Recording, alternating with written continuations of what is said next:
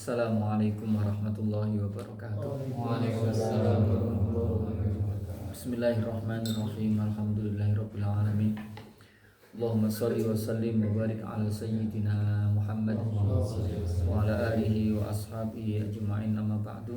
Para kanca sedaya ingkang sangat kawula mulyakaken, alhamdulillah malam ini kita semua diberi kesempatan oleh Allah untuk berusaha mencari ridhonya, terutama bahwa kita mengusahakan sesuatu yang terpenting, yaitu kehidupan yang abadi, kehidupan akhirat. Karena seringkali kita itu umumnya kadang-kadang kita itu mengusahakan sesuatu yang sifatnya itu sebentar, tapi lek ngusahakno tenanan. Sementara kadang-kadang untuk perkara yang lebih penting, lebih jangka waktunya itu lebih lama, itu justru kita mengusahakannya itu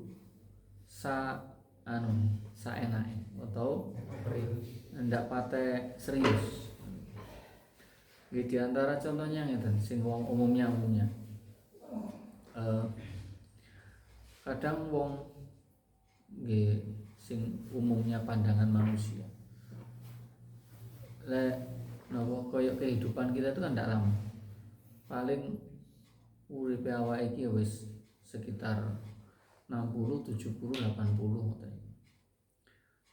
80 dan bekal yang kita kumpulkan untuk kehidupan yang sebentar itu kadang lebih serius daripada bekal yang mestinya kita gunakan untuk selamanya, yaitu kehidupan akhirat yang itu waktunya tidak terbatas.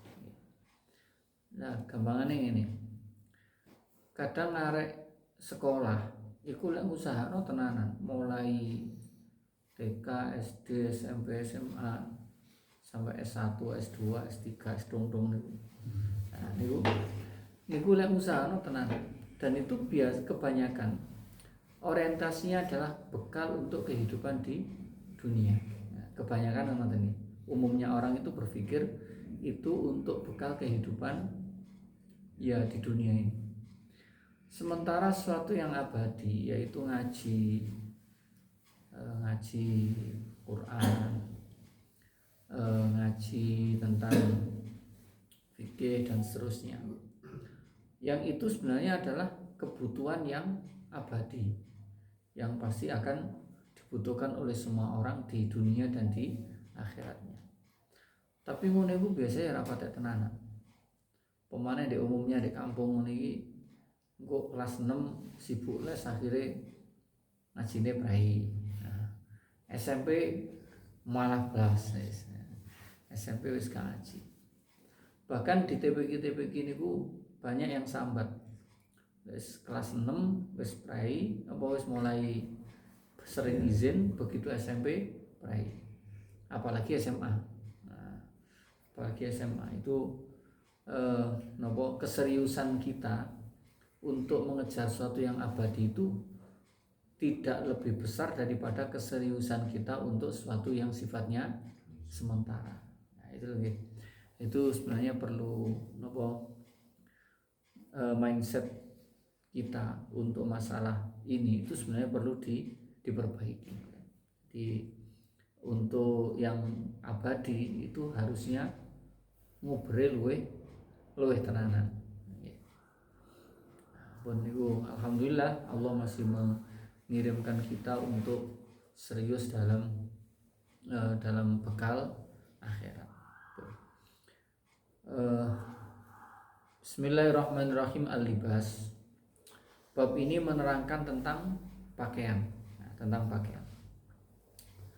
Ai ma yajuzu lubsuhu wa ma la yajuz, di sini menerangkan tentang apa yang boleh dan apa yang tidak boleh di dalam masalah pakaian. Al-aslu fi qaulu ta'ala ya bani Adam qad anzalna 'alaikum libasan yuwari sawatikum warisha. Lanjutannya. Wahai anak Adam, kami telah turunkan untuk kalian pakaian sebagai penutup dari keburukan kalian dan sebagai perhiasan. Lanjutan dari ayat itu, walibasut taqwa dzalika khair, dan pakaian terbaik itu adalah ketakwaan. Jadi ketakwaan itu adalah bagian dari pakaian. Nah, kalau yang depan ini adalah libasan yuwari sawatikum, berarti arahnya pada pakaian yang fisik, pakaian yang luar. Dan pakaian yang dalam itu adalah ketakwaan. Nah, jadi ketakwaan itu adalah pakaian. Lah pakaian kenapa kalau itu disebut pakaian? Karena menutup dari keburukan. Kalau pakaian luar itu menutup dari keburukan aurat kita. Kalau pakaian yang takwa itu menutup dari keburukan akhlak kita, keburukan perilaku kita, itu ditutup dengan ketakwaan. Karena orang itu kalau takwa berarti ada kepatuhan menjalankan perintah Allah, tentunya dia akan mengatur hatinya menjadi hati yang baik. Nah, itu berarti juga pakaian. Jadi pakaian takwa itu adalah pakaian dari dalam, dari luar itu adalah libasan yuwari sawatikum, yaitu pakaian yang menutup aurat. Nah, karena di Quran disebutkan semacam itu, maka pakaian itu dalam agama juga dibahas. Ya juzu al-lubsu al-libasu min ayyi syai' ghairu dzahabi wal fiddah wal harir. Jadi semua pakaian itu boleh digunakan asalkan bukan emas, bukan perak, bukan sutra. Fayahrumu lubsuhunna lirijal li ghairi hajah. Untuk laki-laki yang tidak ada kebutuhan untuk itu, maka dilarang atau diharamkan untuk menggunakannya. Karena Nabi pernah bersabda, indama akhadha qit'atan min dhahabin fi yamini wa qit'atan min haririn fi shimalihi. Di suatu saat Kanjeng Nabi itu membawa sepotong emas dan di tangan kanannya, dan sepotong sutra di tangan kirinya. Beliau bersabda demikian, hadza haramun ala dzukuri ummati, ini haram untuk laki-laki dari umatku, khillun li inatihim, dan halal untuk perempuan mereka. Jadi lek wong lanang itu haram, untuk perempuan tidak. Wa yajuzu lis-sabi wal majnun, untuk orang gila dan untuk anak-anak itu boleh. Jadi laki-laki selama belum balik itu boleh menggunakan emas atau perak atau sutra. Nah ini biasanya wong-wong itu tak delok ya tak jarno jan bener, mumpung si oleh. Mumpung si oleh, jadi anak cilik lanang digawani gelang, gawani kalung. Soalnya kadang-kadang orang Jawa itu nabungnya di emas saja nih, bener investasi yang tepat itu saja nih. Cuma kadang-kadang repotnya itu hilang. Hilangnya no pasar apa hilang ijol apa lah. Cara nabungnya orang dulu itu dalam bentuk perhiasan. Halatu jawazi lubsi dzahab salatun. Kapan diperbolehkan menggunakan emas? Satu, ketika digunakan untuk gigi. Ketika gigi itu tanggal, maka ditambal dengan emas, itu diperbolehkan sekiranya gigi itu tidak bisa kalau tidak ditambal dengan emas, maka diperbolehkan. Jadi karena ada kebutuhan, gigi itu diganti dengan gigi emas. Dan disini usung gigi emas. Nah, karena memang gini, logam yang paling diterima oleh anggota tubuh itu adalah emas. Biasanya orang itu tidak iritasi ketika kena tembak emas, tapi besi itu biasanya ada masalah. Makanya orang dulu itu biasanya pakai emas. Kalau sekarang terlalu mahal. Jadi anggur gawe anggur guys, tiruan gigi sintetis nih. Yang kedua diperbolehkan al-unmulah, unmulatun wahidatun, atau ujung-ujung jari. Jadi semisal ada salah satu dari ujung jarinya itu terputus, itu juga bisa ditambah dengan emas. Atau al-anfu atau hidung, ketika hidungnya itu terpotong maka diperbolehkan juga menggunakan emas sebagai tambalannya. Lagi sing kula durung tau roh. Ono irung tambalan emas iki durung tau roh. Nggih. Boleh telendi. Yang jelas teknik ada begini berarti juga pernah ada yang menggunakan menempel hidung dengan emas. Sekarang masalah sutra. Kalau masalah sutra itu diperbolehkan digunakan sebagai asiter, sebagai tutup. Di antaranya tutupnya Ka'bah, tutup kuburannya para nabi, dan sebagian ulama menyatakan juga kuburannya orang-orang yang soleh itu boleh ditutup dengan menggunakan sutra. Terus yang kedua al-alaqah. Alaqah itu tali. Tali lil mushafi was sikini was saifi wal khiyatah. Jadi tali yang digunakan untuk talinya mushaf Quran itu, atau untuk talinya pisau atau talinya pedang, atau untuk menjahit, untuk tali jahit benang. Kalau khiyatah itu pinggiran, untuk minggiri. Yang ketiga al khayt itu benang itu lis subhah wal miftahi wal mizan. Misalkan untuk tasbih, untuk kunci, jadi benang kayak naleni kunci atau naleni timbangan itu boleh pakai benang sutra. Yang keempat al ghitaq lil qulal wal abarik wal kizan. Semacam nopo tutupnya jam, tutupnya nopo ini semacam niku diperbolehkan pun. Wa yajuzu lubsu kadzalika darurat. Nah, boleh ketika darurat itu orang laki-laki menggunakan sutra. Semacam semacam kalau dia itu bermasalah menggunakan kain yang bukan sutra. Misalkan kulitnya kecampuran kulit sugih. Nah, ini kulit sugih. Jadi ana wong sugih kulitnya kecampuran kulit larat. Dadi lek gawe emas malah alergi. Itu berarti wong sugih kulitnya larat. Nah, lek wong iki wong melarat kulitnya sugih. Jadi lek gawe kain liyo, kain yang bukan sutra itu gudikan atau bermasalah pada kulitnya, maka itu diperbolehkan orang itu menggunakan sutra. Terus atau tidak ada pakaian lain kecuali hanyalah sutra yang ada, maka juga diperbolehkan untuk menutup auratnya. Masailun filubsil harir. Nah, sekarang berkaitan dengan masalah sutra. Ada yang namanya al-qoz, ada namanya ibroisim. Namanya itu jenis-jenis sutra. Nah, sutra ibroisim, kalau yang disebut ibroisim itu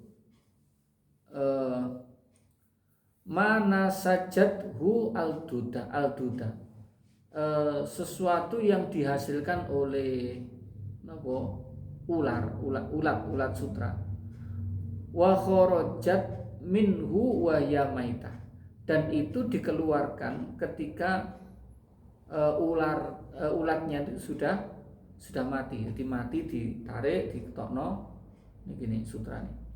Kalau yang kuz niku yang diambil dari ulat sutra, terus keluar itu dalam keadaan ditenun sendiri oleh ulat ini, mengeluarkan. Itu masih dalam keadaan hidup. Itu kalau kuz, itu jenis-jenisnya sutra. Boleh sutra asli kan ini beda nggih. Lek BHS sakniki kaya mosok BHS ini masih sampai 750 kayak kudu sutra nih. Kalau kowe katun niki. Sing kan lemir anu niku nggih, kira-kira nggih. Kaya apa sutra gak tau roh. Juga lek sing rego 2,5 juta paling ya ana sutrane paling tapi. Nah, pun. Sekarang hukmu thawbi al-murakkab min haririn wa ghairi. Sekarang bagaimana jika kain itu campur antara sutra dan lainnya? Yahillu lubsu illam yazid waznul harir alal akhir. Diperbolehkan menggunakan untuk kain yang bercampur di mana sutranya itu lebih sedikit daripada lainnya.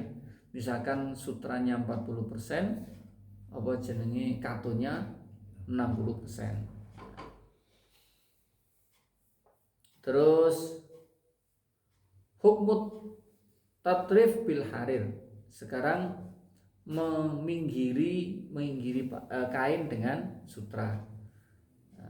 Wa wa yaj'ala tarafat thawbi hariron. Jadi pinggire misalkan ini pinggire gini dikai sutra.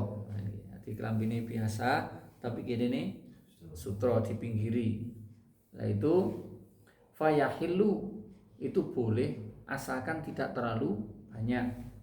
Nah itu kan tidak terlalu banyak lagi nopo kira-kira tidak lebih dari 4 jari. Jadi kira-kira ya tidak lebih dari 4 jari. Jadi misalkan pinggirannya sakmene ngoten sih itu masih diperbolehkan. Sekarang kalau nopo bordir, nah bordir dengan sutra, yaitu kit'atin min haririn kholisin ala thawbin. Jadi menempatkan semacam sepotong atau menggunakan niki sutra yang murni digunakan untuk membordir niki pakaian. Maka itu diperbolehkan asalkan lebarnya itu tidak lebih dari 4 jari. Lebarnya tidak lebih dari 4 jari dan timbangannya itu tidak lebih berat daripada pakaian itu sendiri. Pun itu menggunakan sutra. Pun sekarang khotam berkaitan dengan cincin. Disunahkan bagi laki-laki itu menggunakan cincin dengan cincin perak selama tidak lebih timbangannya ala qadril adah, tidak terlalu besar. Jadi umumnya orang uniku kepada gede itu diperbolehkan, bahkan sunnah. Wa yusanu ayyakuna fil khinsir lil yadil yumna awil yusra sumal binsir. Jadi sunnahnya itu ali-ali ndek ngene tangan putih niki tangan jentik tangan tengen utawa jari manis. Jadi lek gawe cincin itu sunnahnya ndek ngene jentik tengen utawa jari manis tengen. Wa ayyakuna fasuhu dakhilal kafi. Potongannya itu ada di dalam epek-epek. Pun wa yahrum at-takhattum bidzahab, haram menggunakan bercincin dengan emas, dan makruh hukumnya menggunakan cincin dari besi. Dilek gawe besi itu malah makruh. Pun sekarang masalah isbal niku napa celonone lengsreh niku jenenge isbal. Nah iki termasuk sing awake dhewe beseruh celana cingkrang. Wa wa mujawazatu saubi wal izari, di mana pakaian dan sarungnya, bukan celana. Wa sarawil, sarung, pakaian atau celana yang melewati dari napa niki ka'bain napa mata kaki, melewati mata kaki. Nah, itu hukumnya makruh dan haram apabila ada niatan untuk sombong. Ada niatan sombong itu haram, karena kalau orang dulu itu termasuk tandanya orang makmur itu pakaiannya panjang. Nanti dulu itu kan pakaian kain itu kan bagi orang dulu kan mahal dan sulit, sehingga orang itu kalau pakaiannya panjang itu tandanya orang kaya. Nah, dulu itu makmur itu kuat beli baju. Kalau sekarang itu enggak. Kadang wong sugih suwali cekak nanti nopo kaya sapa iku sing tuwek konglomerat Bob Sadino itu tuku sak pabrike iso tapi suwali bangga kok soal kolor cekak. Nah, kalau ada niatan sombong itu masih cekok, masih dawa bangga haram. Nah, ada niatan sombong kan. Nah, kalau misalkan atau begini, cekak nggih pendek. Tapi dia niat iki lho wong nglakoni agama tenan. Kono iki itu juga berarti ada niatan sombong. Itu juga haram hukumnya. Itu isbat. Jadi yang intinya itu pada keharamannya itu. Keharaman apa? Sombongnya itu. Bila sekarang itu ya enggak. Sekarang itu gini. Sekarang itu kan tidak ada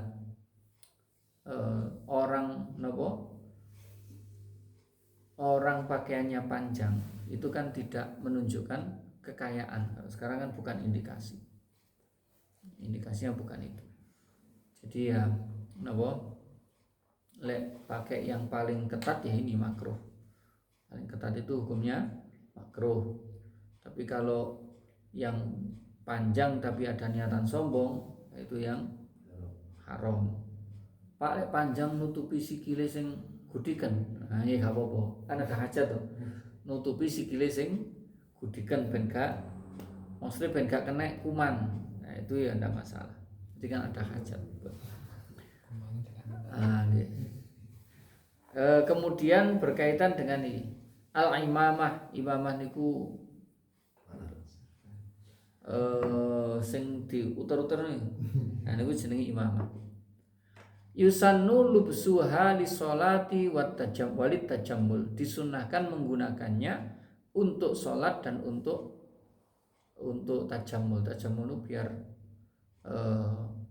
berhias. Karena ada banyak hadis yang memerintahkannya dan disunahkan ayat ja'ala azbatan la tangkusu ala arba'i asobi, dan disunahkan ada rumbai-rumbainya. Jadi le serbana ono iki lho benang iki lho. Ono apa jenenge iki? Iwir-iwir. Oleh biru ki ngene iki. Oh iwir-iwir. Nah. Dan iwir-iwirnya itu la tangkusu an arbaati asobi. Ojo terlalu pendek. Ayyaj'ala laha la tangkusu, tidak kurang dari 4 jari. Jadi rodok dawa iwir-iwirnya. Wala tazitu ala dhira'in, dan jangan lebih dari 1 sakilan. Di ono iwir-iwir. Pun azbah niku mungkin niki nggih azbah niku kan biasanya kan ono enteke. Nah niku ono nglewere ngeten iki. Nah nglewere iku aja kedawan. Paling panjang itu 1 kilan, paling pendek 4 jari. Niku nglewere imamah niku. Pun fa in zada fala hukmul isbal. Bahkan kalau lebih dari 1 dhira', 1 kilan, maka itu kena hukum isbal.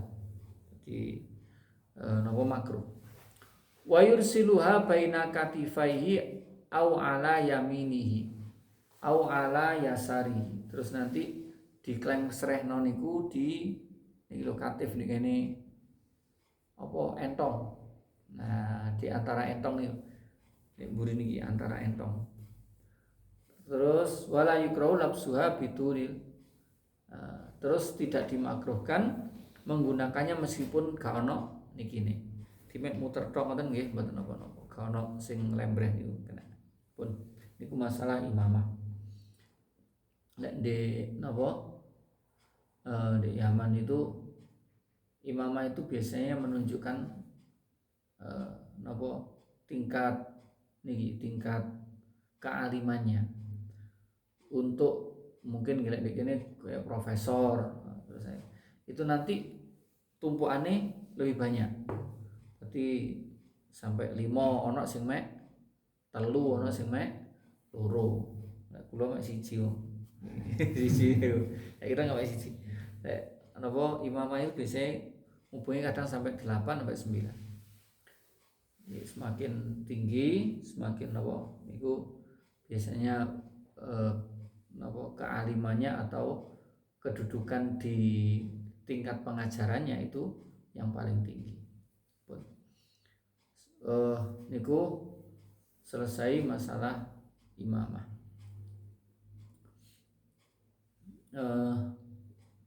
Sampun niku kemudian berkaitan dengan hukum orang yang meninggalkan sholat. Wallahu a'lam. Oke, untuk masalah pakaian selesai. Dan pertanyaan mboten? Mboten nggih, pakaian. Al-Fatihah. A'udzu billahi minasy syaithanir rajim. Bismillahirrahmanirrahim. Alhamdulillahi rabbil alamin. Ar-Rahmanir-Rahim. Maliki yaumiddin. Iyyaka na'budu wa iyyaka nasta'in. Ihdinas siratal mustaqim. Siratal ladzina an'amta 'alaihim ghairil maghdubi 'alaihim waladdallin. Rabbighfirli wa liwalidayya wa lil mu'minina amin. Subhanakallahumma wa bihamdik asyhadu an la ilaha illa anta astaghfiruka wa atubu ilaik. Assalamualaikum warahmatullahi wabarakatuh.